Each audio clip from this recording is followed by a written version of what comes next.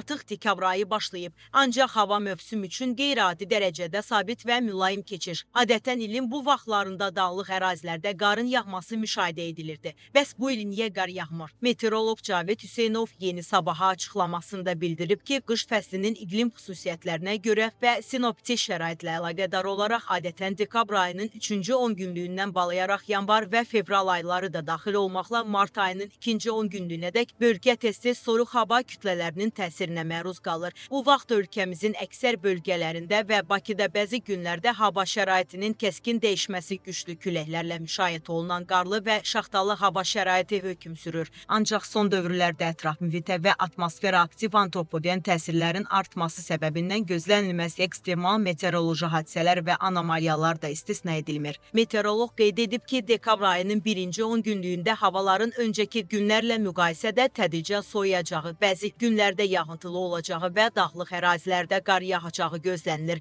Ekoloq Sadiq Həsənov isə bildirib ki, bütün bunlar iqlimdə baş verən kəskin dəyişikliklərin nəticəsidir. Onun sözlərinə görə qlobal iqlim normalarında temperatur artımı müşahidə edilir. Artıq 1-5 dərəcəlik artım təsdiqlənib və bu göstəricinin 2 dərəcəyə qədər yüksəlməsi gözlənilir. Bu artımı nəzarətə almaq üçün BMT-nin iqlim dəyişmələri çərçivə konvensiyası çərçivəsində Paris İqlim sazişi imzalanıb və ölkələr temperaturun 2 dərəcədən yuxarı qalxmaması üçün öhdəlik götürüblər. Əsas səbəblər mühitə atılan emissiyaların karbondioksid, metan, azot oksidləri və digər qazların həddindən artıq çox olmasıdır. Karbon qazının çoxluğu səbəbindən onun atmosferin aşağı qatlarında toplanması iqlimdə temperaturun yüksəlməsinə təsir göstərir. Eyni zamanda metan və digər qazların artması da iqlimdə anormal dəyişikliklərə səbəb olur. Ekoloq əlavə edib ki, havanın bu cür mülayim keçməsi, məsələn, noyabr ayında temperaturun normadan yuxarı olması qış aylarında müəyyən sərt hava şəraitinin baş verə biləcəyini də göstərir. Adətən belə mülayim havalardan sonra qısa müddətli də olsa sərt soyuqlar gəlir. Bu da onu göstərir ki, artıq iqlim dəyişiklikləri nəticəsində fəsillərin və ayların tipik hava ardıcıllığı pozulur. Məsələn, noyabr ayında 17-20 dərəcə isti ola bilər, növbəti aylarda isə əksinə çox soyuq hava müşahidə oluna bilər.